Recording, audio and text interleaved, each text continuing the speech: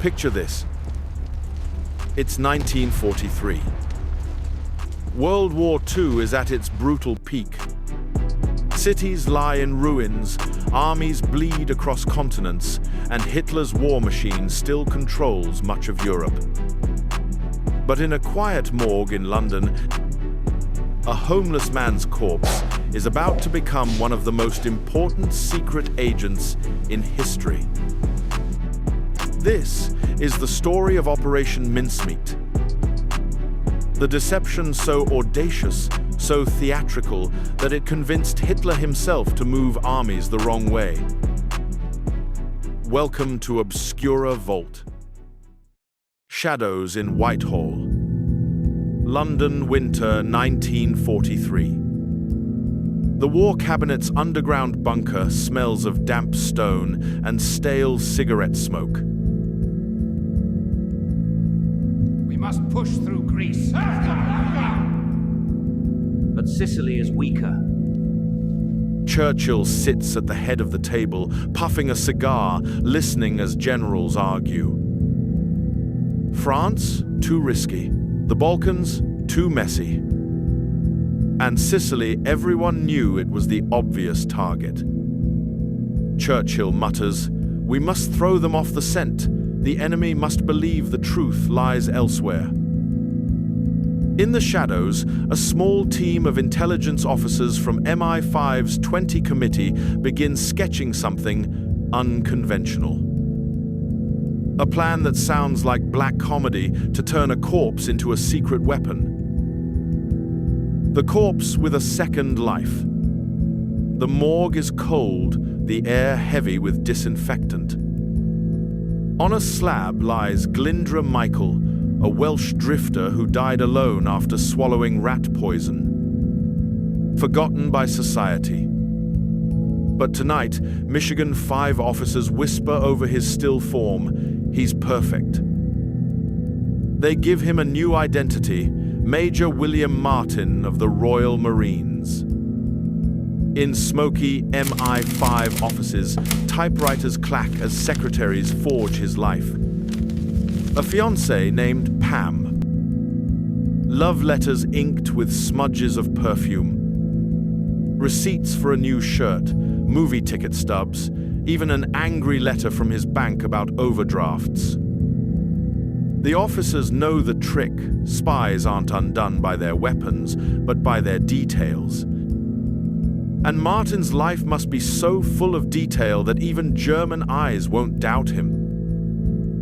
Inside his battered leather briefcase, the masterstroke, letters between generals suggesting the Allies would strike Greece and Sardinia, not Sicily. Montague leans back in his chair and says, "By the time Hitler reads this, Sicily will be wide open." A submarine's burden. April 19, 1943.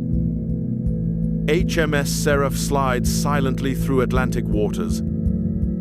In her torpedo room lies a metal canister packed with dry ice. Inside, Major William Martin. The crew avoid looking at it too long. Superstition is thick at sea, and carrying a corpse is bad luck. But orders are orders. At dawn, April 30th, off the coast of Huelva, Spain, the canister is opened. The men slip the body into the cold water, briefcase chained to his wrist. For a moment, he floats a pale ghost against the rising sun before sinking into the tide. Silence falls. Even hardened sailors cross themselves. The hook is set. This changes everything. What could this mean for us? What could this mean for us? In Huelva, a fisherman drags a corpse from the surf. Spanish officials note the uniform, the tags, the briefcase. A drowned British officer, unlucky casualty of war. But behind Spain's neutrality lurk German agents. Within hours, Abwehr officers, Hitler's spies, demand access to the papers. In Berlin, the documents are unsealed. Generals cluster around the desk. It's too detailed to be fake, one insists. Another mutters, the English wouldn't risk so much on a bluff.